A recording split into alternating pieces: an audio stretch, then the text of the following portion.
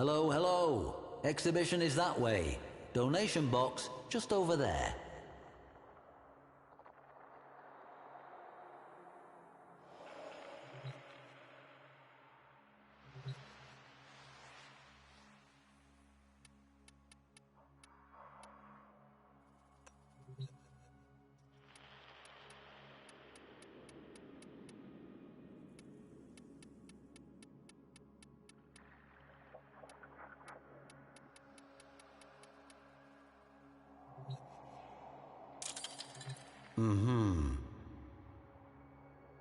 Nezha, the mercurial firemonger, the clarion of hope.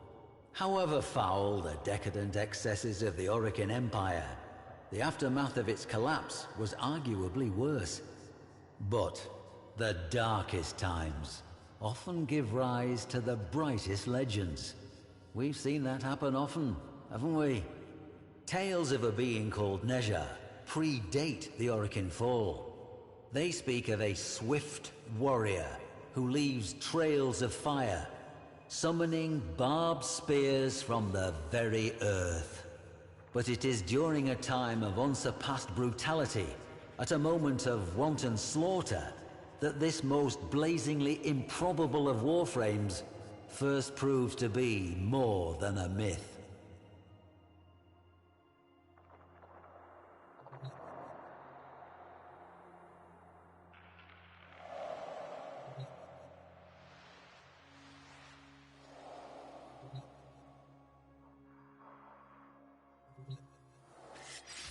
This blade, a tongue of exquisite flame in cold metal, it was unearthed by a poor farmer of Reshantur as he followed his hulking plough beasts across fields he would never own.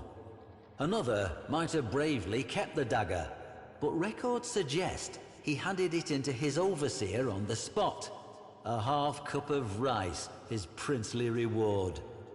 With no dax to keep the peace, and no parvus granum to hold the corpus board together, bloody land grabs were routine. The fertile fields of Reshantur changed hands many times. With each hostile takeover, slain workers became fertilizer for the next yield of crops, tended by the survivors. And so it went. This created what you might call a staffing problem. If all the surviving adults are working the fields, then who is left to defend them?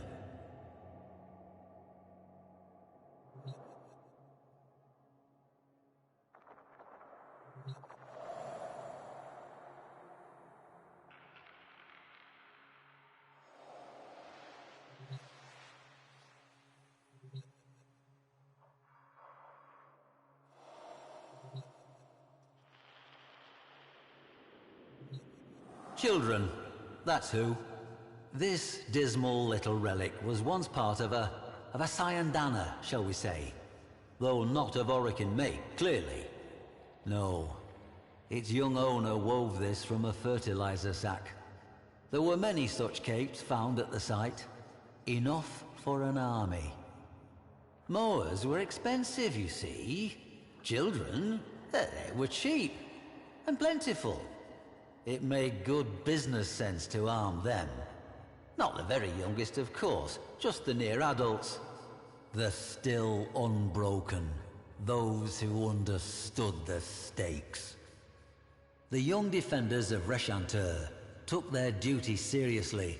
They formed into a little clan, trained every day in the ruins of an old temple, and even made themselves a uniform of sorts, part of which you see before you now. But this humble cape was modelled on something even older, the Sayandana of Nezha himself, displayed here before you.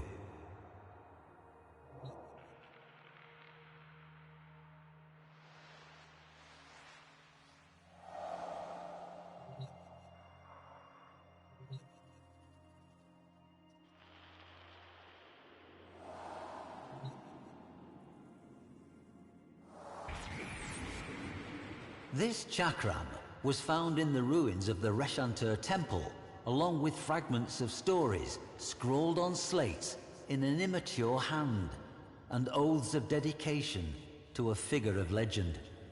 It seems the child soldiers of Reshantur took courage from the tales of Nezha, adopting him as patron and protector. Their scratchings evince a firm belief that Nezha would bless them with victory should they fight without fear, and abandon them should they ever fear. So they swore they would defend the fields to the last drop of their blood. Clever manipulation. I wonder who put that idea into their heads. At any rate, they accepted it on faith. At least, until the massacre of Reshantur.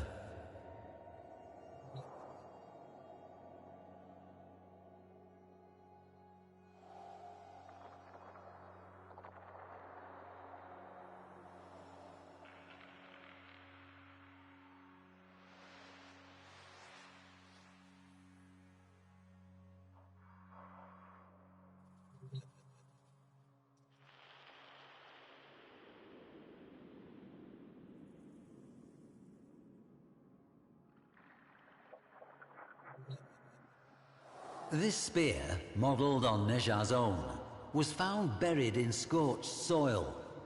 Note the size. Records of the attack are nigh impossible to find. Not surprising. The massacre was almost certainly covered up to protect what the Corpus regarded as sensitive business practices.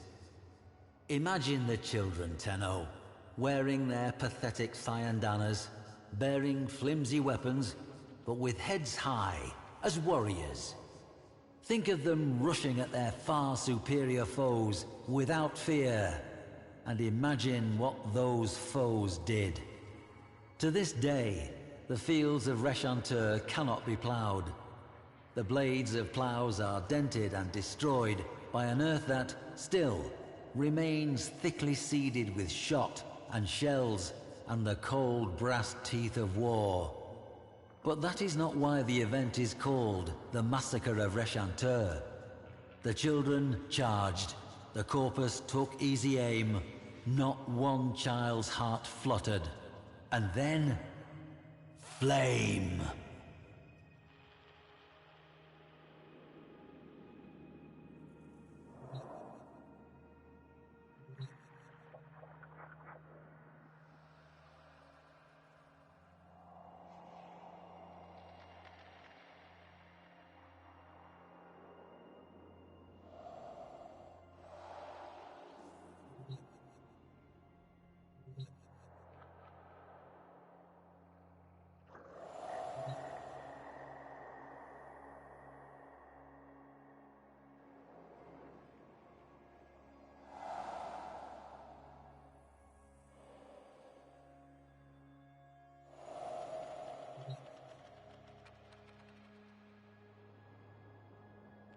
The Corpus surveyor, Yena Zasperin, says she found a solitary child wearing this helmet in the midst of a charnel field of remains. But they were the remains of Corpus troops, some dismembered, some impaled, all burned. Nezha did it, the boy said calmly. He flew down from the sky and tore the enemy asunder with wheels of flame. When a child fell, he would raise them up again. Nezha moved quick as a scimitar, and the earth burned where his feet touched. Now the others had gone with Nezha, part of his celestial army. The boy had stayed behind to tell the story. To Zasperin, the boy was merely traumatized. The massacre, probably a mutiny within the Corpus ranks. But Reshantur has been excavated, and every single one of the thousands of blackened bones that were gene-tagged had belonged to an adult.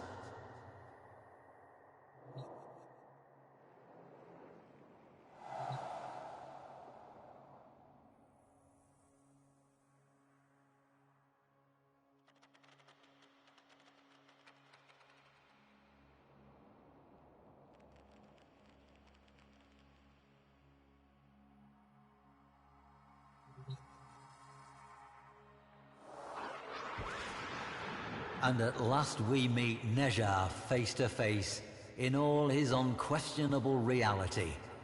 Did this Warframe model itself on the myths to take on the mantle of a mythic hero, or were the myths left in the Warframe's wake, a blazing trail to light the way? History will always be some manner of educated guesswork, and occasionally one of faith. Perhaps in some deeper stratum, we will find the lost children of Reshantur, sad little clusters of bones, not saved at all. But I have faith we will not. I leave you with this. Why do you suppose it was the child soldiers that Nezha chose to protect? Any war has its innocent casualties, but these seem to have called to him. What could a Warframe, a lethal specialist warrior, possibly have in common with a child? That riddle, I fear, must remain a riddle.